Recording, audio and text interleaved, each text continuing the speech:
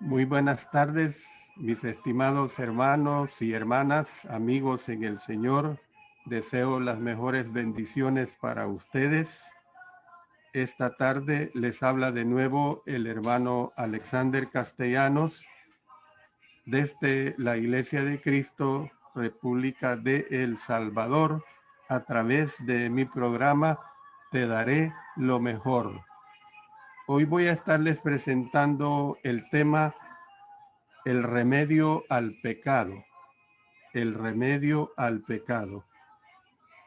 Voy a estarlo basando en la primera carta del apóstol Juan, capítulo 1, verso 5 en adelante, hasta el verso 2 del capítulo 2. Comenzamos a disertar sobre este tema. Hacerse cristiano no elimina todos los problemas de la vida, porque eso es lo que muchas personas creen, y aún muchas personas cuando llegan al momento de ser bautizadas van con esa creencia de que una vez se bauticen sus problemas van a terminar. Los cristianos se enferman y mueren, pierden sus empleos o sus negocios quiebran, se decepcionan de sus relaciones personales, tienen problemas familiares. Sin embargo, el problema más grande que los cristianos enfrentan no ha de encontrarse entre sus problemas de salud, ni en sus problemas financieros, ni en sus problemas familiares. Es el problema del pecado. El cristiano ha sido salvo del pecado cuando creyó en Jesús, se arrepintió de sus pecados, confesó su fe y fue bautizado en Cristo Jesús. Inmediatamente recibió el perdón de todos sus pecados. En ese momento nació de nuevo. Fue añadido a la iglesia del Señor Jesucristo. Entonces fue salvo. Sin embargo, el cristiano todavía peca. A pesar de que fue salvo del pecado, su salvación no le impide pecar. El problema del pecado continúa rondándolo y puede que intente resolver el problema de su pecado de algunas maneras. Voy a mencionar algunas 3 formas o maneras en que él quiere intentar, el niño en Cristo, por decirlo así, resolver su problema del pecado. En primer lugar, puede llegar a la conclusión de que en vista de que todavía peca, jamás fue salvo. O vuelve de nuevo al mundo o busca la salvación bautizándose de nuevo. En segundo lugar, él puede llegar a la conclusión de que en vista de que es incapaz de vivir sin pecar, entonces bien puede renunciar a la idea de ser cristiano. Abandonará el esfuerzo, creyéndose muy débil, muy indigno de ser un hijo de Dios. Y en tercer lugar, puede llegar a la conclusión de que en vista de que de todas maneras va a pecar, bien puede dejar de preocuparse por el asunto y pasarla bien. Por lo tanto, él continúa siendo cristiano mientras sigue viviendo en pecado. Yo le quiero decir claramente que ninguna de las anteriores son soluciones realmente.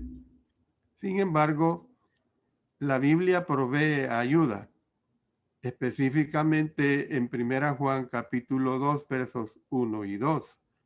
Junto con el contexto, la solución al problema del pecado es presentado por el apóstol Juan. Este hace 4 comentarios en relación con el pecado y el cristiano. Pero antes de seguir, quiero que nos pongamos en oración. Padre Celestial, como siempre, pido tu sagrada dirección a través del Espíritu Santo. te pido que me guíes en la exposición de tu sagrada palabra, que lo que exprese lo diga con sencillez y claridad, y que quienes escuchan pues sean muy edificados de tal manera que entendamos, sobre todo los hijos e hijas tuyos, que realmente es muy hermoso pertenecer al reino tuyo. En el nombre de nuestro Señor Jesucristo. Amén. En primer lugar, una vez les he dado esta ligera introducción, veamos el primer aspecto. Los cristianos no deben pecar. Esa es una realidad. El apóstol Juan dice, estas cosas os escribo para que no pequéis. Y luego hay una serie de citas, voy a mencionar al menos dos de ellas, en las que tiene el mismo sentir. Vamos a leer 1 Juan capítulo 2, versos 15 y 16. No améis al mundo ni las cosas que están en el mundo. Si alguno ama al mundo, el amor del Padre no está en él. Porque todo lo que hay en el mundo, los deseos de la carne, los deseos de los ojos y la vanagloria de la vida, no proviene del Padre, sino del mundo. Luego leamos en Romanos capítulo 6, versos 12 al 14. No reine pues el pecado en vuestro cuerpo mortal, de modo que lo obedezcáis en sus concupiscencias, ni tampoco presentéis vuestros miembros al pecado como instrumentos de iniquidad, sino presentaos vosotros mismos a Dios como vivos de entre los muertos, y vuestros miembros a Dios como instrumentos de justicia. Porque el pecado no se enseñorea de vosotros, pues no estáis bajo la ley, sino bajo la gracia. Los lectores del apóstol Juan en aquel tiempo necesitaban este mensaje. Aparentemente, algunos de ellos habían acogido una herejía conocida como gnosticismo en las etapas incipientes de este gnosticismo. Había muchas formas de gnosticismo, sin embargo, todas tenían lo siguiente en común, porque creían que la carne y todo lo relacionado con ella era malo, pero que el espíritu y todo lo relacionado con él es bueno, o era bueno. Teológicamente, esto llevó a los gnósticos a la conclusión de que Jesús realmente no podía ser Dios en la carne. Dios, siendo espíritu, era demasiado bueno realmente para habitar en carne pecadora e inicua, y que por lo tanto podría decir que Cristo solamente parecía ser carne. Noten lo que el apóstol Juan nos dice, porque él combatió mucho el gnosticismo, y estas cartas, aún dentro del Evangelio de Juan, hay combate a ese gnosticismo. Noten lo que dice en 1 Juan capítulo 4, versos 2 y 3. En esto conoced el Espíritu de Dios. Todo espíritu que confiesa que Jesucristo ha venido en carne es de Dios.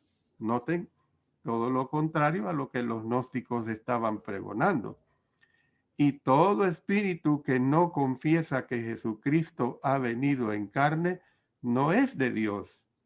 Y este es el espíritu del anticristo, el cual vosotros habéis oído que viene y que ahora ya está en el mundo. Moralmente, la misma clase de creencia llevó a los gnósticos a tener dos puntos de vista opuestos. Algunos dedujeron que en vista de que la carne era mala, el trabajo del cristiano era negar la carne o incluso mutilarla.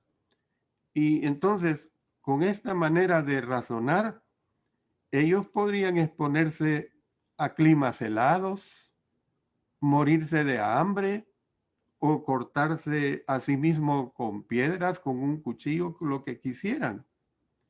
En el extremo opuesto estaban algunos que sostenían que la carne realmente no afecta al espíritu que habita en ella y que por lo tanto creían que el cristiano podía vivir como deseara.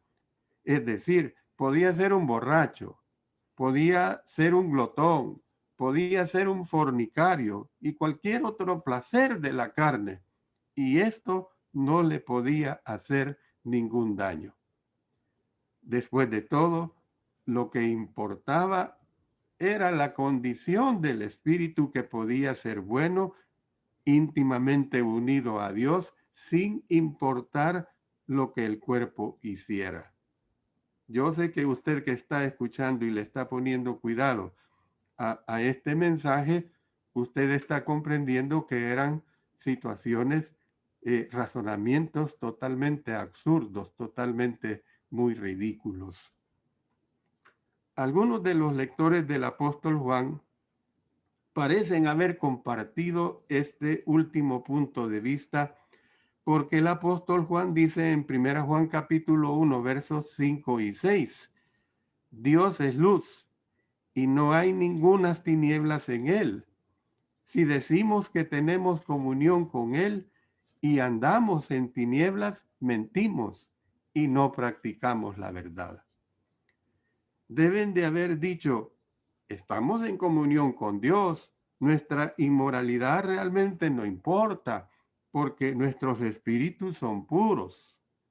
Pero el apóstol Juan, mire cómo le respondió parafraseando estas palabras. Están viviendo una mentira. No pueden tener comunión con Dios en tanto vivan de una manera que es contraria a su naturaleza y a su palabra. El espíritu de ustedes no es puro si sus acciones no son puras. Tal vez nosotros también tengamos necesidad del siguiente mensaje. No debemos pecar, esa es una realidad bíblica, una realidad de nuestro Señor Jesucristo.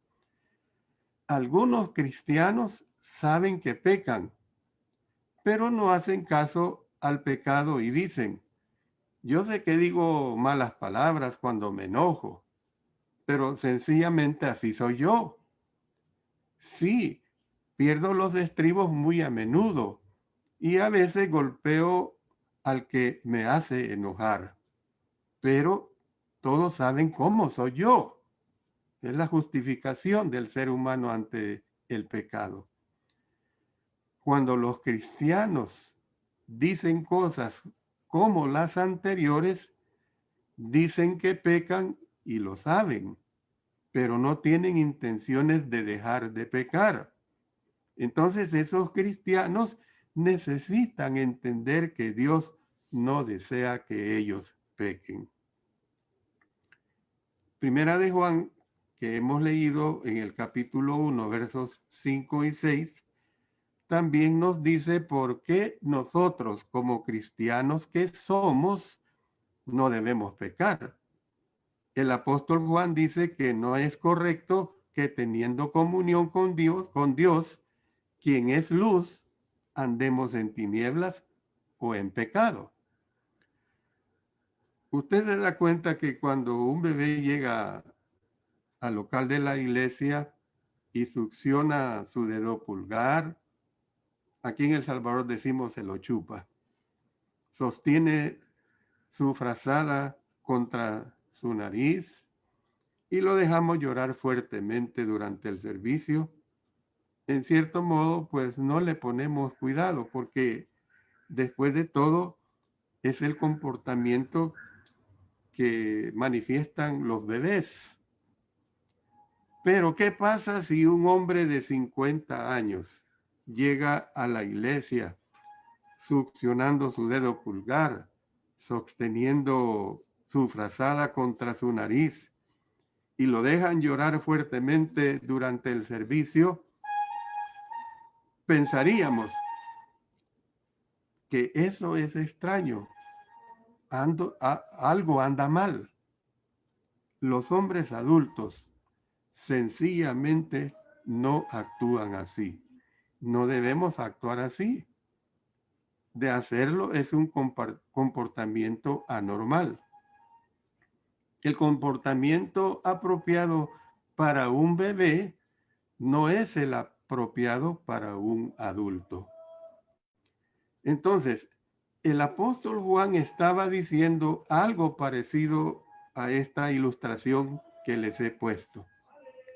Los cristianos no deben pecar porque no es apropiado que alguien que tiene comunión con Dios peque. Si usted ha estado buscando una razón para dar a los demás de por qué no se les une en pecado, aquí la tiene. Los cristianos sencillamente no hacen eso. El pecado no es un comportamiento apropiado para un cristiano. Esa es una realidad. Bueno, fíjese bien. Hemos visto el punto, los cristianos no deben pecar. Pero ahora pasemos al segundo punto. A pesar de que los cristianos no deben pecar, ellos pecan. ¿Qué querrá decir? Yo le explico. El apóstol Juan dice, estas cosas os escribo para que no pequéis, y si alguno hubiere pecado. Existía una posibilidad real de que un cristiano pudiera pecar. Por eso el apóstol Juan usa incluso un lenguaje más severo en el contexto, pues él dice, si decimos que no tenemos pecado, nos engañamos a nosotros mismos y la verdad no está en nosotros. Si decimos que no hemos pecado, le hacemos a él mentiroso y su palabra no está en nosotros. Primera Juan 1, 8 al 10. Entonces, obviamente, los cristianos pueden pecar y de hecho pecan. De hecho, así es. Entonces, la diferencia entre los cristianos y los no cristianos consiste no en que los no cristianos sean pecadores y que los cristianos no lo sean. Antes, significa que los cristianos son pecadores salvos por gracia y los no cristianos son pecadores y punto. Es bien diferente esa situación. Un cristiano peca y yo, si le puedo ayudar con la palabra de Dios, le enseñaré al respecto. Y más adelante vamos a ver esto. Ahora, un inconverso, yo no puedo enseñarle como la palabra de Dios dice para un cristiano. Tengo que enseñarle que tiene que dejar de pecar, tiene que arrepentirse. Es muy diferente. Solamente el hecho de saber que los cristianos pueden pecar y todavía seguir siendo cristianos ayuda a cada discípulo en particular. Si se les advierte con anticipación que los cristianos pecan, no tenderán a perder la esperanza cuando ellos mismos sean vencidos por el pecado. Como cristiano que es, yo le pregunto, ¿peca usted? Igual, peca todo cristiano. No se dé por vencido porque usted y yo pecamos. Esa es una realidad. Pecar no lleva inevitablemente a la condenación, pero sí el darse por vencido. Cuando usted como cristiano no reconoce sus pecados y no quiere ponerse a cuentas con Dios y continúa viviendo una vida disoluta, entonces ahí sí hay una clara situación problemática de usted con Dios y está en peligro su salvación. Pero lo vamos a seguir escudriñando en esta lección que les estoy presentando. No obstante, Reconocer que pecamos presenta un problema. ¿No hay acaso algo contradictorio en decir que no debemos pecar y sin embargo pecamos? Si se supone que no debemos pecar y aún así lo hacemos, ¿con cuánto pecado podemos salirnos con la nuestra y seguir siendo salvos eternamente? El apóstol Juan nos ayuda a resolver el problema en otros dos pasajes algo difíciles de Primera Juan, donde dice, vamos a leer en Primera Juan capítulo 3, los versos 6 al 9. Todo aquel que permanece en él no peca. Todo aquel que peca no le ha visto ni le ha conocido. Hijitos, nadie os engañe. El que hace justicia es justo, como él es justo. El que practica el pecado es del diablo, porque el diablo peca desde el principio. Para esto apareció el Hijo de Dios, para deshacer las obras del diablo.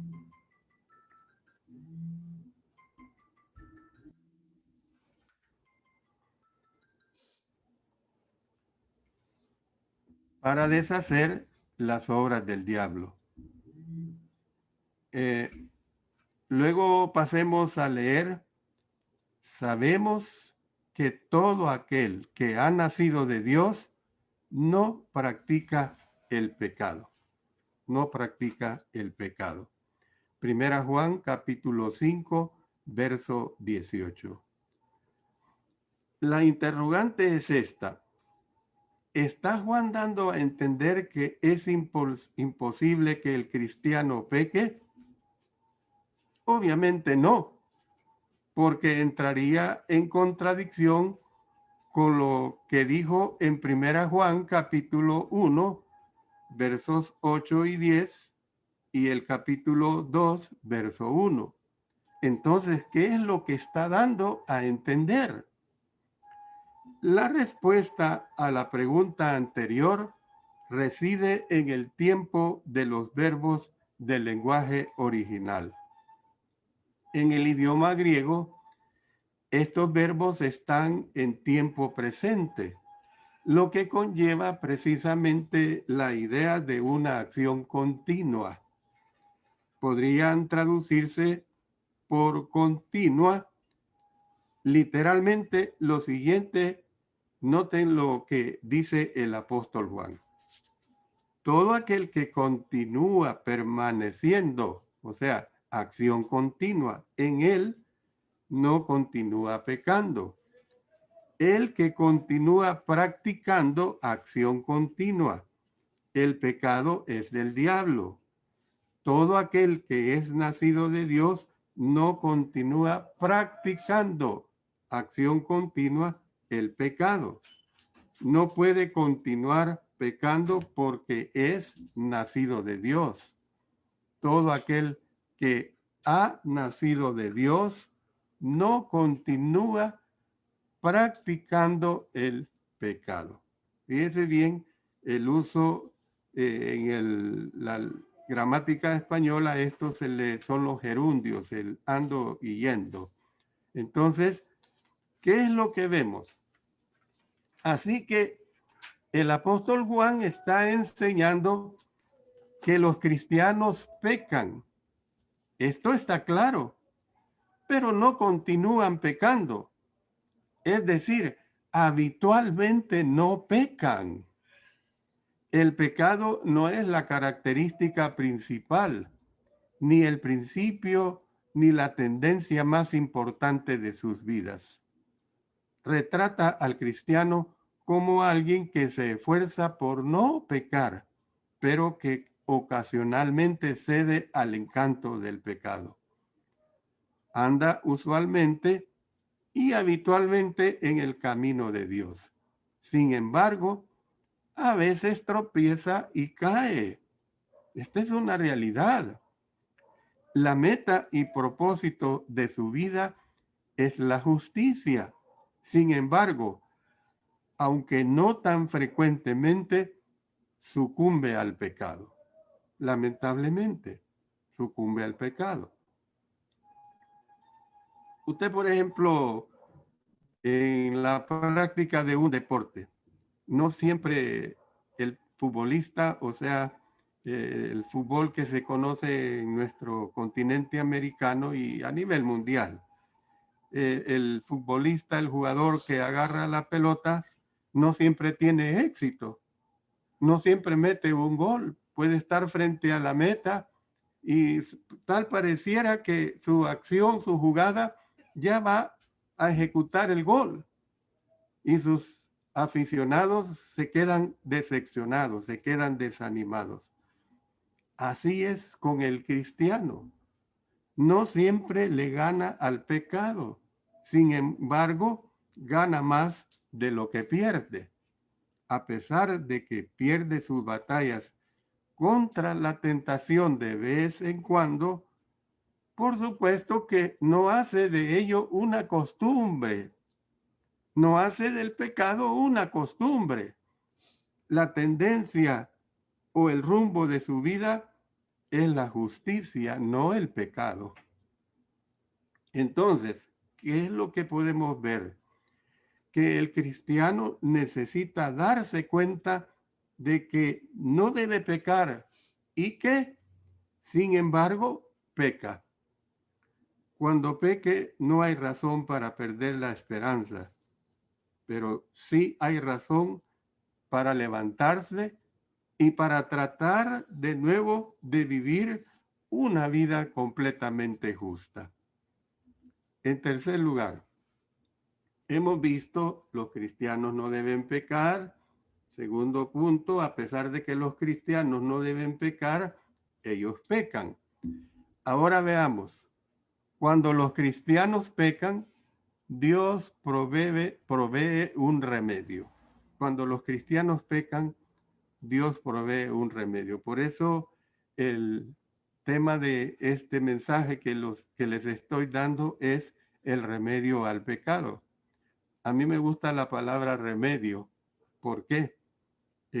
Antiguamente, a principios del siglo pasado, quizás por los años 1930, 1940 y quizás un poco más, cuando se iba a una botica, o sea, una farmacia, le mandaban, anda y compra el remedio tal, busca este remedio. No decían busca la medicina. Ahora se ocupa más ese término en tiempos actuales. Se hablaba del remedio. Bueno, yo les doy el remedio que nos da la palabra de Dios. Cuando los cristianos pecan, Dios provee un remedio. Por eso el apóstol Juan dice, si alguno hubiere pecado, abogado tenemos para con el Padre a Jesucristo el justo. Y Él es la propiciación por nuestros pecados, y no solamente por los nuestros, sino también por los de todo el mundo. Primera Juan, capítulo 2, versos 1 y 2. El apóstol Juan dice que no debemos pecar, pero pecamos, tristemente. Esa es una mala noticia. Pero ahora viene la buena noticia. ¿Cuál es esa buena noticia? Que Dios proveyó para que seamos perdonados cuando pecamos. Este mensaje nos dice que a pesar de que yo soy pecador, todavía puedo ser perdonado y todavía puedo ir al cielo. Miren qué hermoso. Ahora, yo no quiero dejar en la mente de ustedes de que usted peque deliberadamente o que usted, bueno, el hermano está diciendo que yo siempre tengo perdón y lo puedo hacer y punto. No, ni el Señor mucho menos le está diciendo eso, sino que es la solución precisamente porque hay cristianos que cuando caen en el pecado se desaniman tanto que creen que ya no hay esperanza para ellos. Entonces, ¿Por medio de qué maneras se cumple este perdón? Bueno, la provisión de Dios es sencillamente la siguiente. Es nuestro Señor Jesucristo. Él es nuestro abogado, el que defiende nuestro caso con el Padre. Usted sabe lo que es un abogado. Hablando de un abogado honesto, ¿verdad? Su función es la defensa por lo justo, por lo correcto, por el que es inocente. Pues nuestro abogado, que es Jesucristo, pues evidentemente que va a hacer lo justo, lo correcto. Él es la expiación por nuestros pecados, o sea, el medio por el cual el pecado nos es cubierto y es remitido. Por medio de su sangre, nuestros pecados son perdonados. Entonces, ¿cuál es la base entonces sobre la cual tenemos esperanza de perdón y salvación eterna?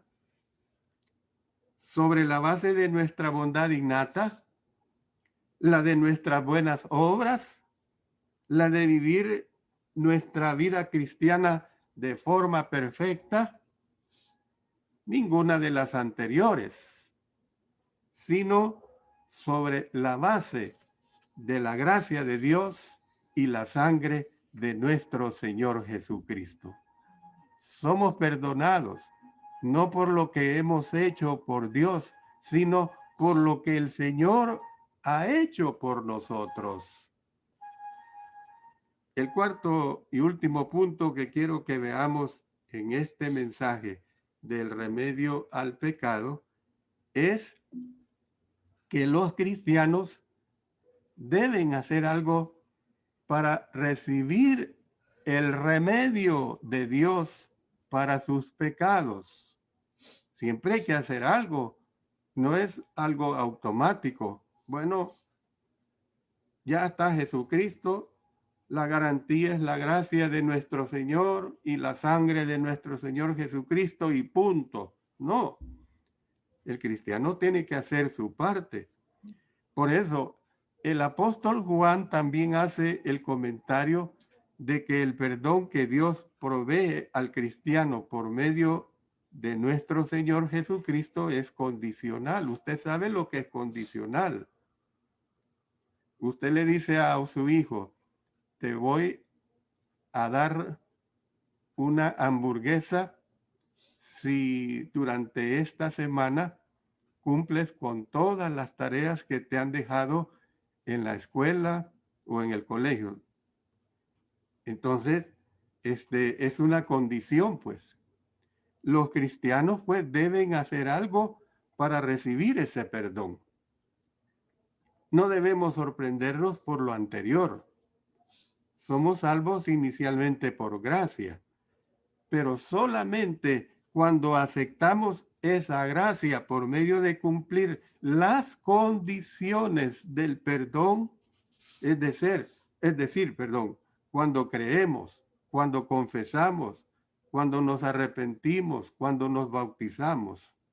Por lo tanto, es razonable también se nos pida hacer algo para continuar siendo salvos por gracia por medio de nuestro Señor Jesucristo, por medio de esa sangre preciosa y poderosa. Pero, ¿qué requiere Dios que haga el cristiano para ser perdonado? ¿Qué debemos hacer para mantenernos salvos? Bueno, se podría pensar en 3 o 4 puntos a usar bajo este encabezado o más puntos o más razonamientos. Pero yo le digo que Dios requiere solamente una cosa de nosotros. No 3, ni 4, ni 5, ni 10, ni mucho más. ¿Para qué? Para que recibamos el perdón de nuestros pecados. Y el apóstol Juan nos dice que esa única cosa la vemos aquí en 1 Juan capítulo 1, versículo 7. Mire qué hermoso lo que aquí expresa. La única cosa necesaria Para que un cristiano sea purificado de sus pecados es andar en luz. Y entonces, ¿por qué digo esto? Sin embargo, alguien objetará, ¿y el arrepentimiento acaso no es necesario? Sí lo es. El cristiano debe arrepentirse de sus pecados. Y si anda en luz, ¿qué es lo que sucede? Está arrepintiéndose constantemente. Por supuesto, en este contexto, el apóstol Juan dice, si confesamos nuestros pecados, Él es fiel y justo para perdonar nuestros pecados y limpiarnos de toda maldad. Primera Juan 1:9. Y si un cristiano anda en luz, está confesando constantemente sus pecados a quienes estos competen. Y usted podría preguntarse, ¿y qué pasa con la oración? ¿Y la oración? ¿No tiene el cristiano que orar pidiendo perdón? Definitivamente. Tiene que orar pidiendo perdón. Y el cristiano que anda en luz está orando constantemente pidiendo perdón. Por lo tanto, andar en luz, hermanos, hermanas, incluye arrepentirse, confesar el pecado y orar pidiendo perdón. Por lo tanto, no son tres cosas las que hay que hacer para recibir el perdón como cristiano. Solamente hay una cosa necesaria, y esa cosa necesaria es andar en luz. Porque si usted está en luz, usted comprende todo lo que nuestro Señor Jesucristo nos dice aquí a través del apóstol Juan y de esta enseñanza tan clara que nos da en su primera carta. Pero, ¿qué significa andar en luz? No significa vivir sin pecado. Yo le explico esto. Si significara vivir sin pecado, el apóstol Juan estaría diciendo, si vivimos sin pecado, fíjese bien lo que le estoy declarando. Si vivimos sin pecado, la sangre de Jesús nos limpia de nuestros pecados. Entonces, y si viviéramos sin pecado, no tendríamos pecados a ser perdonados. Por lo tanto, andar en luz no puede significar vivir sin pecado. Porque si usted retrocede a todo lo que hemos venido estudiando en este mensaje, el cristiano peca, lamentablemente, pero no deliberadamente. El cristiano no está entregado a la práctica del pecado en una forma completamente deliberada. Ya lo he explicado en base a la palabra de Dios, por supuesto. Entonces, ¿qué significa entonces? Significa procurar con diligencia vivir de conformidad con la luz de la palabra de nuestro Dios. Procurar con diligencia es la clave para andar en luz. El cristiano tiene que esforzarse. El cristiano no vive sin pecado, pero siempre está esforzándose. Está haciendo todo lo posible en sus propias circunstancias por hacer la voluntad de Dios. A veces cae, pero se esfuerza siempre por conseguir esa meta. Si eso hace, creemos que Dios lo recibe como andar en luz. Entonces, si nosotros andamos en luz, tenemos la siguiente promesa bendita. La sangre de Jesucristo, su Hijo, nos limpia de todo pecado. ¿A quién le está diciendo esto? Al cristiano, a la cristiana, al que se ha bautizado, a la que se ha bautizado. Aquí de nuevo se usa el tiempo presente del verbo y se recalca el aspecto continuo de la acción. Podríamos traducirlo de la siguiente manera. Si continuamos andando en luz como Él está en luz, continuamos teniendo comunión unos con otros. y la sangre de Jesucristo, su Hijo, continúa limpiándonos de todo pecado. Estamos pues como cristianos que andan en la luz, andando continuamente en un baño de la sangre limpiadora de nuestro Señor Jesucristo. Tan pronto como pecamos, si nosotros tenemos la actitud de arrepentirnos, la sangre de Jesús nos limpia y Dios nos perdona.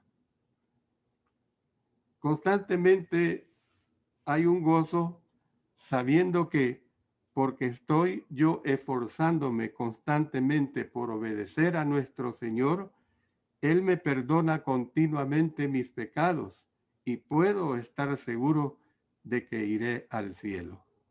Puedo estar seguro de que iré al cielo. Para terminar, quiero decir lo siguiente. Aún queda una pregunta, y es esta. La pregunta es, ¿anda usted en luz, esforzándose con diligencia por hacer la voluntad de Dios de la forma que Él desea, de la forma que Él le dice? Si yo conozco a un hermano o a una hermana, pienso que podría saber si anda en luz. Si yo veo sus acciones, sus hechos, pues. Cuando los cristianos no tienen interés en leer la Biblia, no tienen interés en orar, cuando no asisten a la adoración regularmente, cuando participan en actividades mundanas, no están esforzándose con diligencia por hacer todo lo que pueden por vivir para Dios. Fíjese bien que si un cristiano o una cristiana muere y a mí me invitan a predicar en su funeral y lamentablemente yo vi la vida de ese hermano o hermana que no fue una vida de obediencia a Dios, yo no puedo decir cosas buenas en ese funeral. Claro, voy a respetar a los dolientes, eso es un hecho, tengo que respetarlos, pero me tengo que reservar, porque en ese caso me pongo en la misma situación de la doctrina premilenialista, salvo por gracia y siempre por gracia.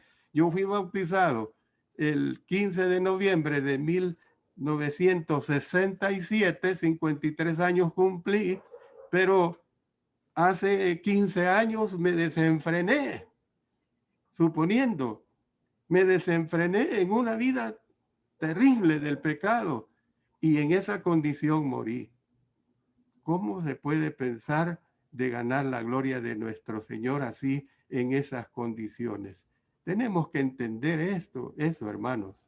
Yo he leído a través de las redes sociales de hermanos que no tienen cuidado y que aún cuando muere un amigo de ellos, por supuesto, ponen frases ahí, Dios lo tenga en su presencia, Dios está en la gloria, o está en la gloria de Dios, mejor dicho.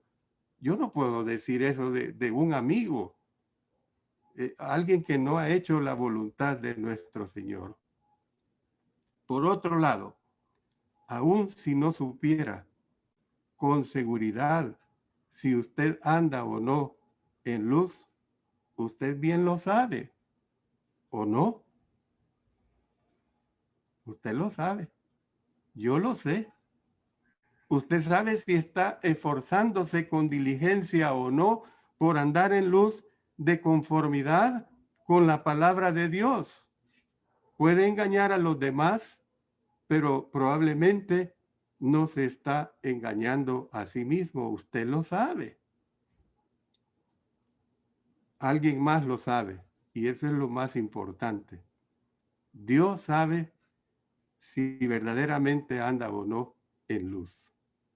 Esto es, si usted se está realmente esforzando con diligencia por seguirle a Él. Puede engañar a los demás, puede engañarse a sí mismo, pero no puede engañar a Dios. Él sabe cuánto se puede esperar de usted, porque Él conoce su corazón, Él conoce su intención, Él en hacer todo lo posible porque usted viva de conformidad con su palabra. Ahora la pregunta real es esta: ¿qué es lo que Dios sabe? ¿Cómo le ve Dios a usted? Yo sé que este mensaje ha sido un tanto duro, pero hermano, hermana, yo tengo que hablarle la realidad en base a la voluntad de Dios, porque sucede que hay enseñanzas que enseñan una salvación barata, una salvación que no es de acuerdo a la voluntad de nuestro Señor. Si el Señor a mí me permite vivir no sé cuánto tiempo más, yo tengo que vivir en la luz y tengo que hacer todo esfuerzo por cumplir su sagrada voluntad para ganar el cielo. Eso es lo que yo quiero y es lo que todo cristiano, toda cristiana debe de anhelar, luchar continuamente por ganar el cielo. Oremos. Padre Celestial, te damos gracias porque una vez más me has permitido presentar tu sagrada palabra. Ayúdame, Señor, a siempre hacerlo con la sencillez y claridad que siempre te pido. Ayúdame a ser un siervo útil para la hermandad. Y también, Señor, ayuda a todos mis hermanos, a todas mis hermanas, aquí y en cualquier parte del mundo, a que hagamos tu sagrada voluntad, que nos mantengamos luchando por que verdaderamente nuestra meta es ganar el cielo. En el nombre de nuestro Señor Jesucristo. Amén. Amén. Aquí se cortó.